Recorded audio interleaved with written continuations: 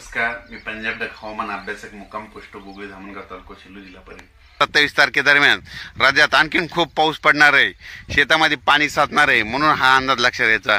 पण राज्यात एकंदरीत परिस्थिती बघितली तर 22 ऑगस्ट 29 आणि 30 ऑगस्ट दरम्यान परत हवामान थोडासा ढगाळ राहणार आहे, सूर्यदर्शन होणार आहे.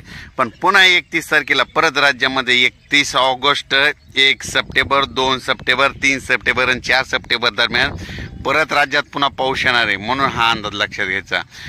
परत एक सर्व शेतकऱ्याला सांगू इच्छितो की आज सर्व शेतकऱ्यांनी काय करायचं, दुपारनंतर आज काय होणार आहे, दुपारपर्यंत थोडं ऊन येणार आहे आणि ऊन आल्याच्या नंतर लगेचच दुपारच्या नंतर पुन्हा जोराचा पाऊस येणार आहे.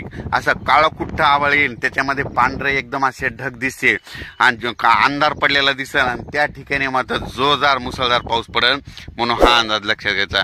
आणि राज्यात एकंदरीत परिस्थिती तर राज्यामध्ये नाशिक जिल्हा, त्याच्यानंतर दोडी, सिन्नर या भागामध्ये आज ह्या 3-4 दिवसामध्ये खूप पाऊस पडणार आहे. आणि ते पाऊस पडल्याच्या नंतर त्याचं पाणी गोदावरीला जाणार आहे, गोदावरीचं पाणी लगेच धरणात जाणार आहे आणि त्या धरणाचं पाणी आमच्या जायकवाडी परभणी जिल्ह्याचं आणि नांदेड जिल्हाचं मराठवाड्याची तहान भागवणारे जायकवाडी धरणार येणार आहे. आणि हे जायकवाडी धरण आपण म्हणलं होतं की ऑगस्ट शेवटमध्ये 1 सप्टेंबरपर्यंत 50% पर्यंत जाईल, तर तशी परिस्थिती होणार आहे. कारण की आज झालंय जवळपास 36% झालंय, आणखीन जवळपास 16% 50% बाकी आहे.